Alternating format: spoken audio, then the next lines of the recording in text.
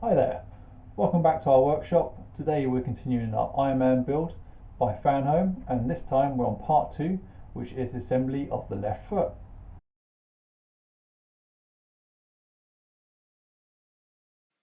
So as per normal, let's first kick off by checking out the magazine. So this is a subscription-based service. Every time you get a magazine, you get new parts. We're going to be looking at left foot. As per normal, the magazine comes with some background information, some original Iron Man cartoons and details, but also more importantly, a detailed step-by-step guide of the parts you're making, starting off by checking that you have all the individual parts themselves. Fanhome are particularly good at giving you too many screws, so you have spare screws, which is handy, so are very small, and going through each of the stages to make up the given part, in this case the foot.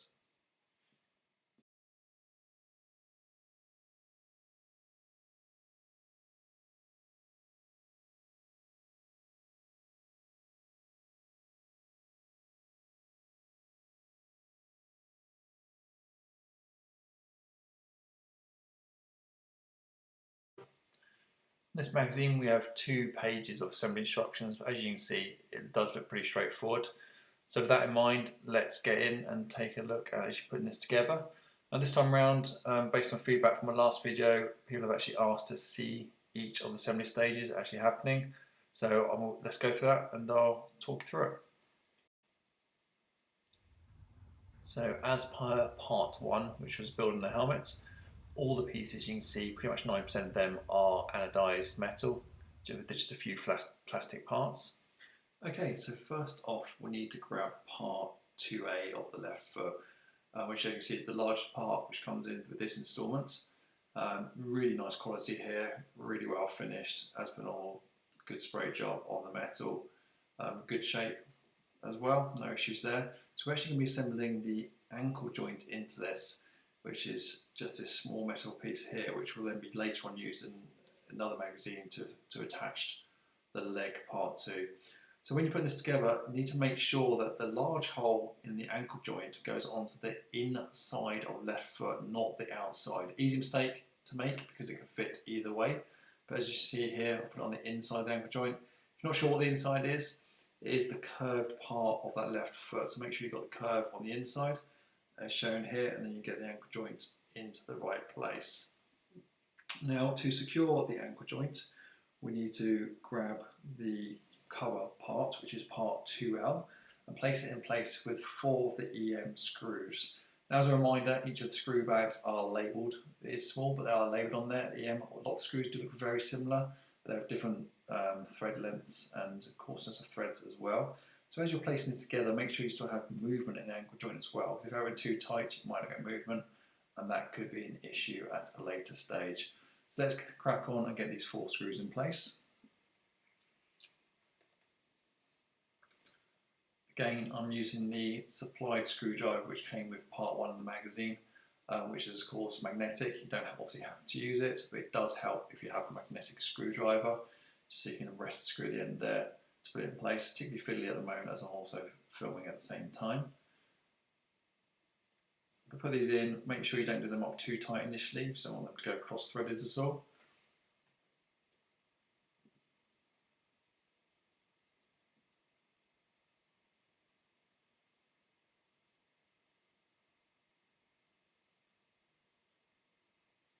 Always do opposite corners to start off with. It's pretty much best practice. And then end off by just checking all screw is tight. Okay, no need to really over tighten them. You should be okay because you are screwing into a metal part. You shouldn't really be able to strip the thread, but it's not really needed to do it too tight.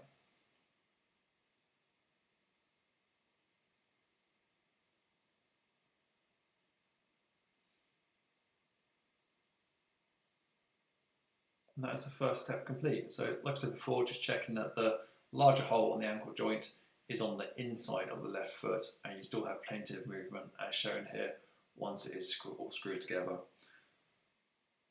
So next step is stage 2, which is to put the switch and LED set in place. Now this is a little bit fragile, this LED components. You have the battery case, you have the switch itself, which is a micro switch, and also a small piece of circuit board putting it all together, and of course the LED itself. So I've just pulled mine apart here slightly so I can see each of the individual components and just checking that the micro switch does actually work. It's only going to move a fraction, but you should be able to feel it click in place when you do move it. And then what we need to do now is actually assemble this into the previous piece, which was the top of the foot. Now I will admit this was slightly tricky for me. It probably is going to be tricky for you as well. And that's really because this micro switch, which I'm about to put in, has to go into a particular place, and it won't stay in place until you put the battery part, the battery case, kind of locks it in place. So it's a little bit fiddly to start off with. Let's take a bit of a closer look at that from this angle instead. You can see you put it round so the wire is on the outside of the foot, in this case, so facing towards the inside the case, not towards the edge, as shown here. And then really use your thumb or one of the other fingers just to hold it in place while you locate battery case. So you can see a little slightly fiddly here. Might have been slightly nicer if it would have just clicked in there and clamped, but once you've done it, it's done. You know, there is a small lug on the battery case which just goes over the top of that micro switch, as you can see, which will hold it all in place. And there's the lug there, just locking that switch in place. That's more than enough for when you're using the switch for turning the light on and off in the heel of the foot, which you'll see later on. And then again, just locate that in place with a couple of screws. And the screws we're using here are the AM screws. As a matter of fact, it is just one. Now we come to the heel, and I have actually just missed a step here that I didn't manage to film, and that is that you need to put inside the heel before you put this lid on, which is showing you at the moment, is the small lens cap. So it's called the 2D screen, and that just goes inside to just filter out that LED as it goes through, and then locates the heel cap LED holder part 2E in place with two of the AM screws. And again, good quality. Now we need to bring the two parts together, making sure that the circuit board is tucked out of the way, but also more importantly the LED is located directly into the center of that LED holder in the heel, which I'll show you now. When you're pushing the LED in, don't push it in too hard or too firm. There's going to be about a mil and a half left showing. It won't necessarily click in place, but it will stop as you slide it in. And then when you put these two halves together, it's important not to get any of the wires trapped, because you won't get the heel down completely into the top of the foot there. So be extra careful, just checking that the wires are missing. Sorry, I'm missing the screw locations. You're not going to end up screwing through a wire. You can see here it just took a little bit of time just to really push the LED out of the way, more so the circuit board out of the way rather, to be able to get the two halves together. This is where we're trying to aim up for. So this is the screw location holes at the front and the back that we need to locate. It can only go one way, but just be careful not to trap those wires.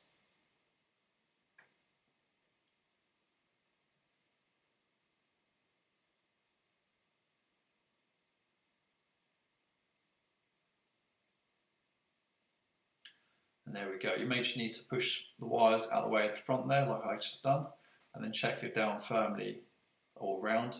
So you can see I'm pretty much flush here. I'm applying a little bit of pressure at the moment so there is no screws in, but I'm pretty much flush all round. Then I can go ahead and place the screws in. So this time round we're using the two AM screws. Just go one in the front, one in the back, and then that'll secure nicely in place.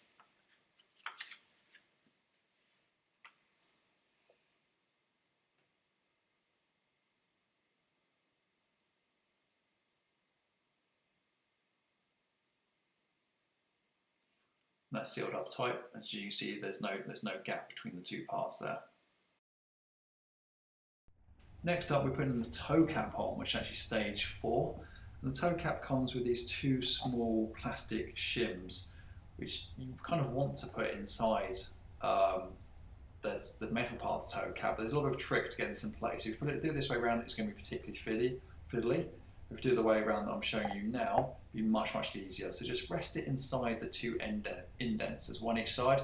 Place your thumb on one and a finger on the other side, and then you'll find you can just slide the toe cap over the top and it'll lock these two plastic parts in as you go.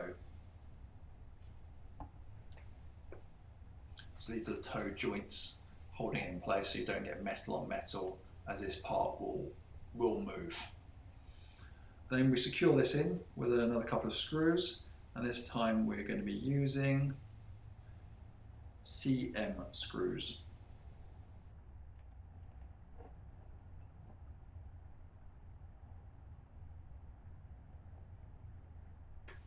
These screws actually get later on covered over with two silver magnetic caps to hide them away, which is a really nice touch. And that is part 2G, which are the covers. I'm not actually going to show this on the video, but you will see them attached later on when I show the finished part of the shoe. Don't feel like you have to over tighten these screws.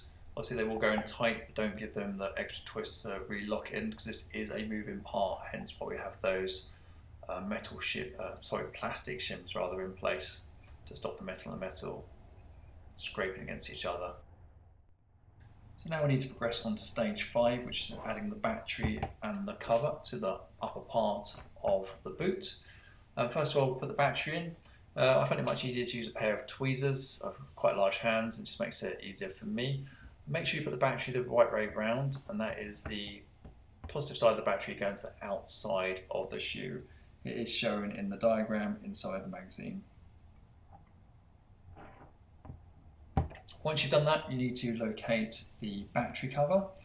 Battery cover just only slots in wire around. It has got a small lug and one single screw hole in it, so it's easy to line up. And you position the battery cover and then fix it with an EP screw. So this is one of the particular smaller screws that come with the kit. To be honest with you, the first one I did strip the head off slightly because I had it slightly cross-threaded, entirely my fault.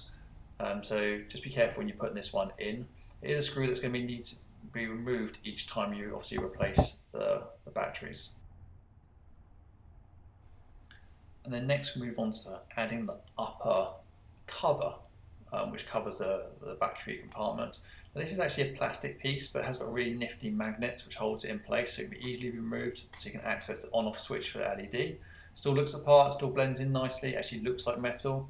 It just is plastic, but I really like the way they've done this with the signal magnets. You can easily remove it and access that switch to turn the LED on and off as shown here. And you can see really good quality again. I'm pleased with this kit so far. I'm interested to see how the leg will go. But so far, completing the first two parts, the helmet and the boots. Happy days. And that just about completes part 2 of our Iron Man build. If you liked the build, please feel free to subscribe and also hit the bell icon, and I'll be posting the next installment shortly.